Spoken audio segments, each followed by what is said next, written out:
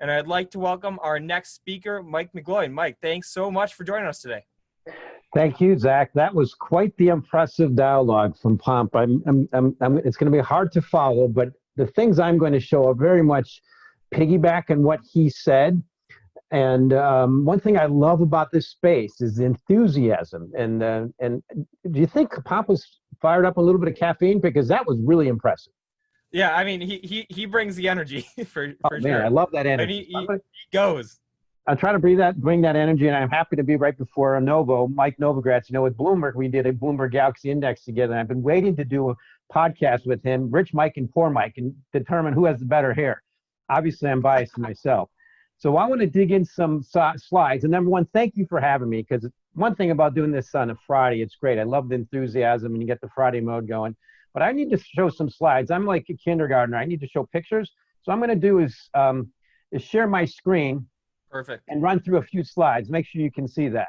Awesome. And before you get too far into it, I'm going to say to everybody watching, if you've got questions, drop them in the chat. I'll be popping back in at the end so we can run through a few questions. But with Mike, I will give you the floor and take it away. Very good. So making sure I shared my screen, making sure you can see that. Yep, we see it. Okay, so I just figured I'd throw together a few pictures. This is stuff I published on the Bloomberg terminal. One thing to remember is I'm an independent strategist at Bloomberg. I focus on my views. Bloomberg lets me expound on them. And I have no bias, which is what I love. Having, as you can see, had some hair, I used to be younger, have been on the buy side, have been on the sell side. I have no bias. That's what I love about what I do at Bloomberg. Primary focus is getting markets right. So I want to start out with just a simple picture, and I've heard this narrative a lot. In fact, they asked me to comment on TV and radio recently. Like, oh man, what's going on with Bitcoin and gold? They're correcting. I'm like, the high correlation is the stock market. So here's just a simple measure of the performance this year. In aqua, you see the stock market, the S&P 500. It's unchanged. Bitcoin's up about 50%, and gold's up about 23%. So my bias towards the end of last year, the beginning of this year, is I think the quasi currencies, Bitcoin and gold, should be some of the best performing assets this year and going forward. And I don't see any reason to end that. And although I do expect we should have some volatility and nuances in that. So far, that's the case for this year. The key thing to point out in this slide is you see that little magenta line moving from the lower left to the upper right. That's the measure that I love. I get off of the Bloomberg terminal of G4 central bank balance sheets as a percentage of GDP. So it's obviously the Fed, Bank of England, Bank of Japan, and the BOJ, and the what's the other one? Bank of Japan, BOJ, Fed, and the ECB. And here we are, 53% of GDP, and just beginning of the year is 36%. The key question to be asking ourselves is, where is that going? We all know it's going from the lower left to the upper right. It should continue to go higher. So when I listen, every weekend I listen to tons of podcasts. One of them is Peter McCormack, What Bitcoin Did. And as I was listening to this weekend, doing my chores and walking around doing stuff around the yard, working on stuff, I thought, okay, one thing people need to see is just 3 simple charts to explain what's going on and why Bitcoin and why bullish. And Anthony touched on some of these things. So the key point I want to make is in white, that's the annual percentage increase in Bitcoin supply going out to 2024. It's going to drop below 2%. And per code, as Anthony mentioned, it's going to 0. It's going to take 100 years, but that's something I've never seen as a commodity strategist, and that is supply going to 0. Unless something really happens I can't predict, that means the only thing that really is going to matter is demand. And then you look over in that orange line, that's the chart I just showed you a little bit earlier. That's quantitative easing as a percentage of GDP in the 4 major central banks of the world. Where's that going? Clearly from the lower left to the upper right, and it's very unlikely that's going to go backwards and go down for a long time. So always one thing to remember is the annual historical average increase in gold mining, so gold supply is about 2%. Bitcoin's dropping below that next year as we're going in this quantitative easing period. So this is just the second chart of the 3 I wanted to show. The key 3 charts that I think really matter for people in this space. And I want to address your attention down to the lower right of the chart. That second panel, that's just the 52-week correlation between Bitcoin and gold. I've been using this narrative for a long time that Bitcoin's becoming a digital version of gold, and that is the highest ever. Now that's 52 weeks. 44 is not so high. I'll show you on a 12-month basis, it's much higher. But then also we'll show you on in the primary chart, what matters then is demand. So the white line, as you see, is the primary holder of Bitcoin outside of the on-chain. That's really the Grayscale Bitcoin Trust, GBTC, measured in Bitcoins. It's about 440,000 Bitcoins at the moment, almost 500,000. So I'm doing it in Bitcoin equivalents, and you see it's clearly moving from the, to the upper right. It's clearly increasing. For me to not be bullish on Bitcoin, I need to see that change. So it's clearly a good sign of demand. And they overlay that with gold. It's going up with the price of gold. Then also another key thing to remember is that's kind of getting Bitcoin on a regulated exchange. Another key thing is regulated futures. Now people are talking about a lot of these options expiring today. As a former options trader, usually option expirations don't really matter. In fact, it's a great way to lose your hair. I remember doing that. But one thing key to point out is you see in that little magenta line, that's Bitcoin futures aggregate open interest. It's clearly moving and increasing, but key point to note here is when futures were launched, Bitcoin 52-week correlation was near zero, and now it's the highest ever. It's going to the mainstream. People are getting into space. It's just a matter of time, the way I see it. On to the next slide, increasing Bitcoin demand and adoption. The key thing to point out, this is just the 3 slides that really matter. Again, in white, you see that's Bitcoin hash rate. So if you really want to measure of the power of the network, that's got to be failing. That's got to be going down for me to say something's wrong with this. Otherwise, every day that goes by, I look at it as a time decay thing. It's a positive. Bitcoin is becoming stronger and more widely adopted. So that's just a big picture overview. But if you look at this, one of my best indicators I like to use for on-chain indications of price is the Bitcoin active addresses. I get that from Coinmetrics. This is a 30-day average, so it's lagging, but that's what you see in orange. And it's clearly, on an auto scale basis, it was a good indication of the bear market 2018. When it popped up above those 2018 highs in 2019, it was a good indication of recovery. And now it indicates Bitcoin should be closer to about 15,000.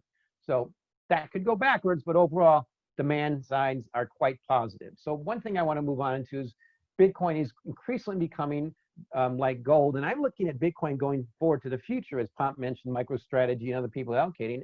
I see Bitcoin as becoming potentially prudent for investors as it grows. And it's that potential unique spot is it's not big enough for some, but as it grows, it brings in more. And one of the key things I want to point out is volatility. So Bitcoin compared to gold volatility, that's what you see in white.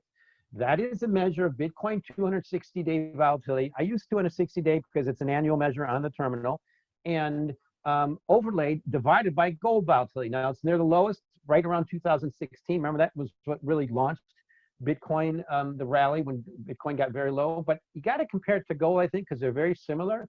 And if you note, in orange, that's just the ratio of the price of Bitcoin in dollars divided by the per ounce price of gold. It's at 6-to-1. It's basically been around 6-to-1 since 2017.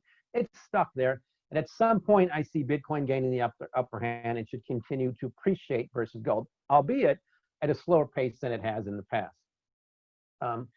Key thing about gold and Bitcoin is QE. Now, I mentioned that earlier, that white line, that's the measure of the G4 central banks, quantitative easing as a measure of their GDP. And always, you can't just use a raw number. It's got to be relative to something like GDP, in this case, 52%. But key point is, where's that going? Is it going down? Unlikely. Remember, we had this massive economic expansion, one of the longest in history, and yet QE still went up. So what drove that expansion? Question that. So draw your attention to the lower right. That's the correlation 12-month between Bitcoin and gold. It's the highest ever, 0.77. Yes, it could go backwards, but that to me is part of my narrative that Bitcoin's becoming a digital version of gold. Don't have to listen to me. Here's the facts. The market's making it happen. So key point there. If gold goes up, Bitcoin should go up. So I just want to focus a little bit on what's going on with gold. I just published this today, and I love this narrative about people have been telling me, keep saying, even at some of these estimates on the Bloomberg, you have a consensus estimate that gold will be down to 1,700 in the next 3-4 years. I'm like, what are they looking at that I'm missing? Gold is a direct correlation, a direct it's directly influenced by debt to GDP levels and quantitative easing. And what I show you in yellow, that's just the simple price of gold divided by the total US debt in nominal GDP. It's in basis points. The bottom line is it's unchanged this year. Gold versus GDP has just done what's supposed to do versus GDP. It's just gone up a little bit versus GDP. It's basically unchanged since 2007. So at some point, gold should, and that's why I can't see how gold's going to do anything but go higher with rising debt to GDP levels. And then what you see there also is that white line, that's gold, that's the S&P 500 versus nominal debt to GDP. What's really been driving the S&P 500? Palm touched on this, a lot more debt. And that's a little dicey going forward. Debt to GDP has a much direct correlation to gold, much higher than to equities, which are dependent on earnings and GDP growth and things like that. So compared with overall GDP, just a little bit on gold, it's very low versus equities. So this is a chart you've heard a lot of lately. On a per market cap basis, the stock market, the US stock market is the highest ever versus GDP. Now that's the major Warren Buffett view for overbought or oversold indications in the equity market. And this is what I'm transitioning to. I suspect what's happening is we're going to see a period in the next 5-10 years where people are going to no longer get that oomph they had in the stock market the last 10 years. And they're going to be looking for other assets, which leaves gold and Bitcoin in a top asset. So here's just a simple chart of S&P 500 divided by GDP. That's the actual index. It's the highest ever. And gold, the same thing, divided by GDP in nominal dollars. It's quite low historically, and the trend's higher. And I have to make the correlation because you can't go back that far with Bitcoin, but Bitcoin's becoming more like gold. And here I think is the key thing to think about Bitcoin is, Pomp mentioned the last 10, 11 years. Yes, it was a child. Now Bitcoin's a young adult, and it's getting the upper hand in many cases. Volatility should continue to decline. And one thing, the way I look at Bitcoin is look at the Nasdaq index right now. It's basically the same price, just above 10,000. The Bitcoin first matched the Nasdaq price in 2017. It's basically been 1-to-1 for 3 years. Who's getting the upper hand? I think it's Bitcoin. Why do I think that? Here's the key indicator why. This measure of volatility. So Bitcoin is just the most unique, potentially hardest money on the planet. It could fail, but it's only one specific asset versus a full index. If you look at the volatility of Bitcoin, which is what you see in the white line, divided by the volatility of the Nasdaq 100. Remember, that's 260 days. It's just an annual measure. As a Bloomberg strategist, I have to keep a big picture and focus on these things. It's the lowest ever. So also Bitcoin versus the Nasdaq is a 1-to-1 basis. It reached there 2017, I mentioned. So what I see going forward is Bitcoin on a risk-adjusted basis is the lowest ever versus the stock market versus the Nasdaq. Both reflect technologies. Which one has the upper hand? I'll let you make a decision. My bias is the volatility is telling you that Bitcoin is gaining the upper hand. At some point, it should break out. And it also means the Nasdaq could drop versus Bitcoin. It could stay the same. But which one can potentially be the better performer going forward?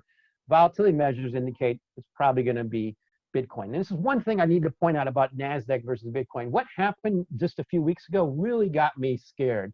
That, you know, having lived through a lot of these crashes in markets in the 80s and certainly the in 2000, is what happened. This is a chart of the Nasdaq divided by its 50-week average on the left-hand scale, and the same chart of Bitcoin divided by its 50-week average. It's just a simple measure of overbought, oversold. The key thing is looking on the right there, that Nasdaq measure recently was the highest in 20 years. So thank you very much. You heard a lot about insider selling, and if there's ever been a good sign of a bell ringing at the top, U.S. stocks at the highest ever versus GDP. Nasdaq was the most overbought on a 50-week basis in 20 years. Thank you very much. That's where it is. And then you just looked at it. Bitcoin, here's an asset class that's been around for a decade, and it's meh versus its 50-week average. It's just hanging around. It obviously should have a higher volatility, but it doesn't mean anything. That's just a consolidating bull, the way I see it.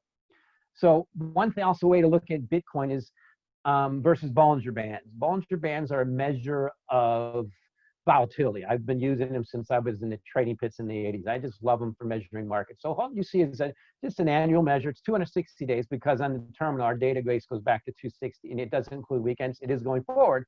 But the bottom line is that band is just a measure of the second standard deviation move from the first standard deviation move historically. And that's the range. If it moves a first standard deviation for 62% or so, it should go up to around 13, should drop to 64. What was the low back back in March? It was right around that first standard deviation move. But the bottom line is on your lower right is that band is a measure of volatility. It's the lowest ever for Bitcoin. What does that mean? It's maturing. It's becoming more of a institutional space. It's getting into the mainstream, and it's like to break out. Typically, as a strategist, if I look at a market like this, it's going to break out. It's more likely to go up with the path of least resistance. And it could go down, it could fail. Here's a similar chart, 52-week Bollinger Band, a little shorter term, but I'm using a weekly. One thing I do is I focus a lot on the weeks, because weeks really, they filter out a lot of the nuances of the day trade. As you see, I've lost my hair trying to trade. What you see, I want to point out in orange, that's the Bloomberg Galaxy Crypto Index. We created that together with Galaxy and Novo. It's underperforming Bitcoin. I suspect that should continue, or is Bitcoin outperforming? And I'll show you why in a minute, but on a 52-week basis, again, that Bollinger Band, it's the narrowest ever. So I'm not expecting parabolic moves like we had in the past like Bitcoin. I expect the market to break out higher at a much slower pace than in the past. But oftentimes the way these things work is they go fast and then sit pretty for a while. And people who say they're going to wait till it goes up to buy, I say good luck. I've learned that lesson the hard way. It's better off just to try not to trade too much. That's what I found very impressive about BlockFi.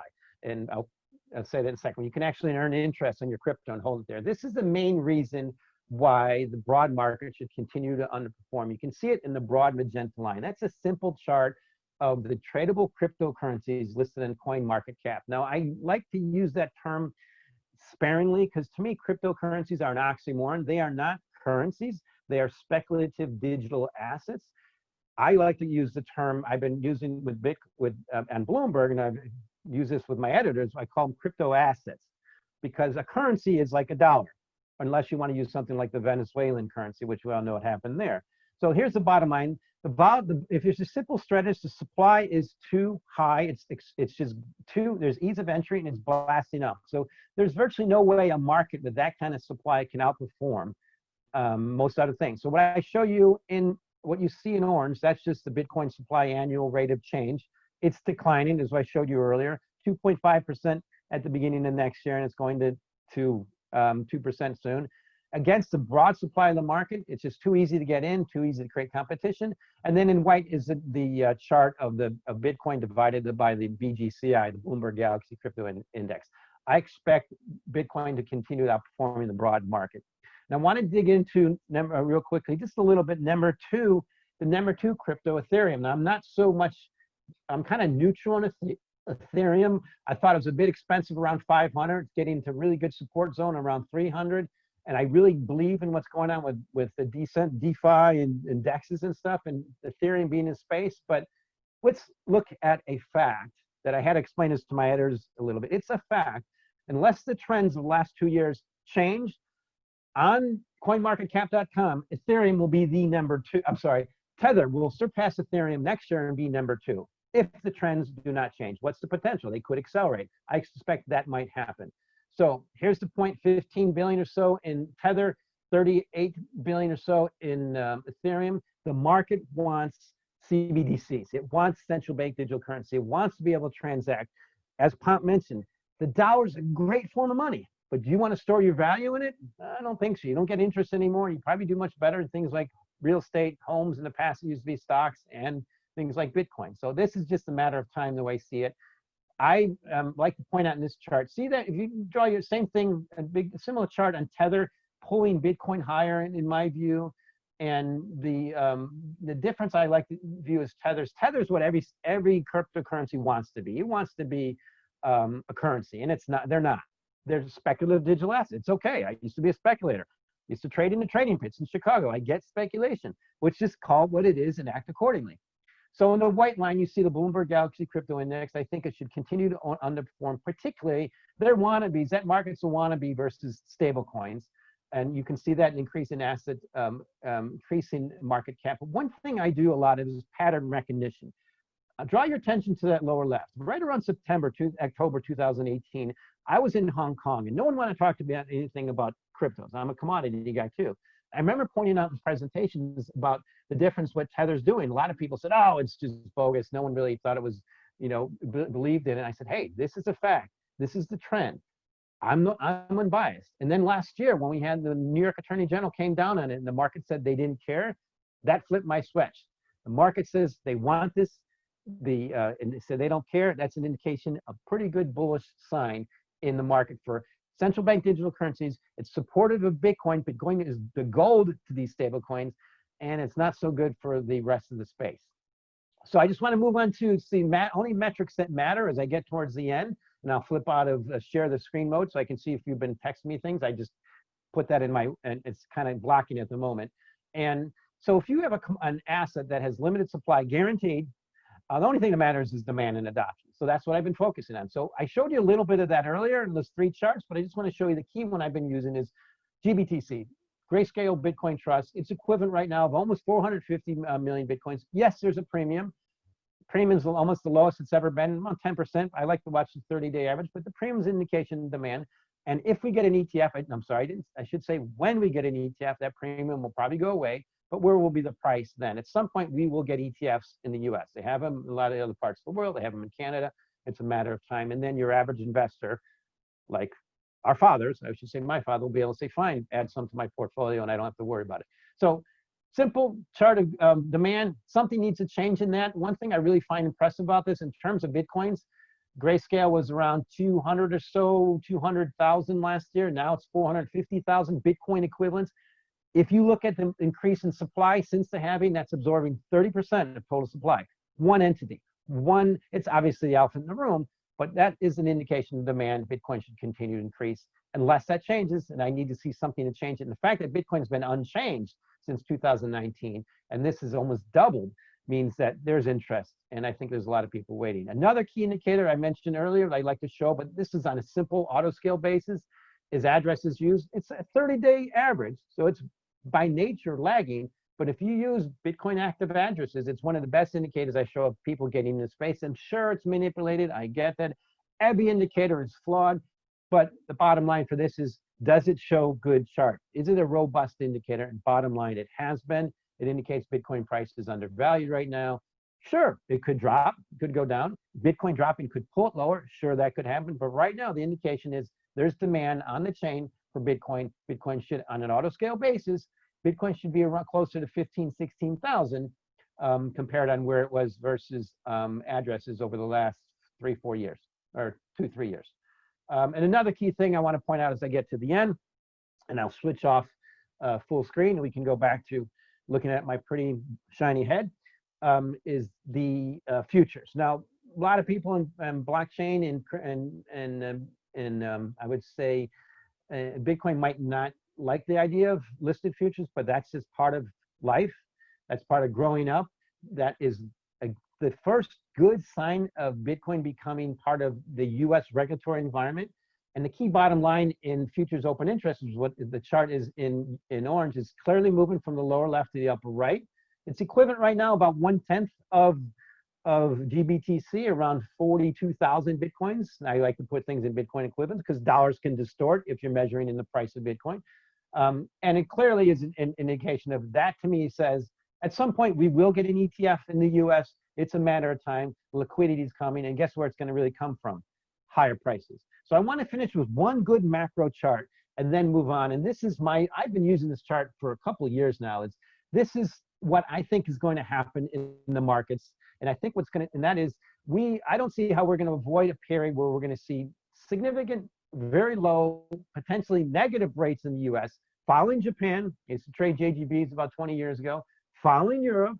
And it's just a simple trend recognition pattern. My question for myself and anybody else is, what's going to change in this? So look what happened with the Fed funds. That's what you see in magenta Fed funds in the 80s when Volcker said, I need to squash inflation, and just did it. He raised Fed funds above CPI and above bond yields. That's what you see in white. That's CPI, kind of a lagging indicator. In magenta, it's a 10-year US government 10-year yield going towards zero. I don't see what's going to stop it. And then, of course, overlaid with the price of gold. So on the lower right, look at that. I mean, we tried to raise rates again. The trend it failed. And I look at it as just a matter of time that we're going to see negative rates. And what's the key catalyst for this is when the stock market stops outperforming, which at some point, I don't know when it's going to happen, but it should be someday. I just don't know when. So with that, I can go back to any questions, or we can, whatever we want to do. All right, Mike. I think questions are a good idea. They've been flowing the entire time you've been talking. Oh boy. Well, I'll let you manage that. Let's go. All right. Well, and the first thing I want to point out, actually, it's not a question, but it was a statement. The very first comment that somebody made was that Bloomberg is getting involved in crypto. Very cool. And for anybody out there who doesn't know Bloomberg, I mean, they are the behemoth. I mean, they are the mammoth in the space. I mean, they power the financial world. You know, over here at Benzinga, we're taking a little bit of a crack at it, but Bloomberg still holds that naming right. So I guess, Mike, the first question to you would be, you know, how long has Bloomberg taken an interest in crypto, and you know, maybe how did that come about, et cetera?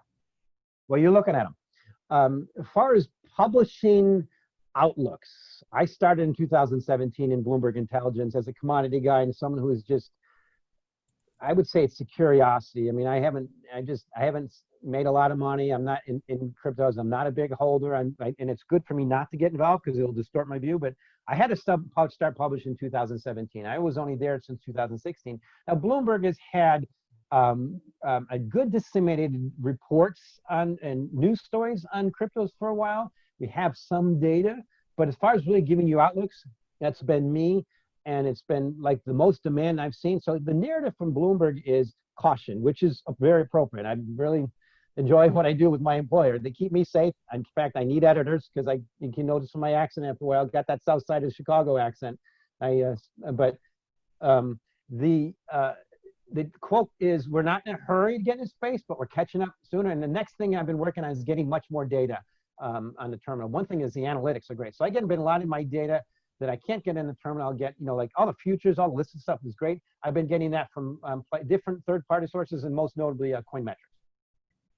Okay, awesome. And you know, I'm guessing that you've got some decent insight and a decent look into how seriously institutions are taking crypto as an asset, what that transition has looked like. Can you talk a little bit about that? Yeah, it's hard to pin down that quantitatively. Qualitatively, I see a lot of demand. There's a lot more crypto-related firms who are very reluctant to clunk down the expense for a terminal, which is not cheap. I know I've been using one for 20 years, and my employer used to pay for it. There's a lot more demand.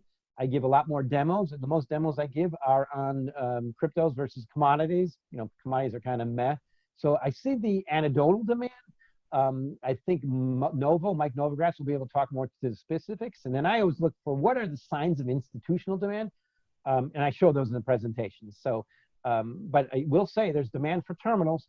Terminals aren't cheap, but getting into institutional space, to me, it's just a matter of time. Something has to really go wrong, is looked at, and I'll point out, for this not to continue the way I see it. And Bloomberg is starting to come around, but they're doing it very cautiously, because here's a key thing. Bloomberg reached out to coinmarketcap.com, and per our due diligence about robust data, it was shocking from what I heard.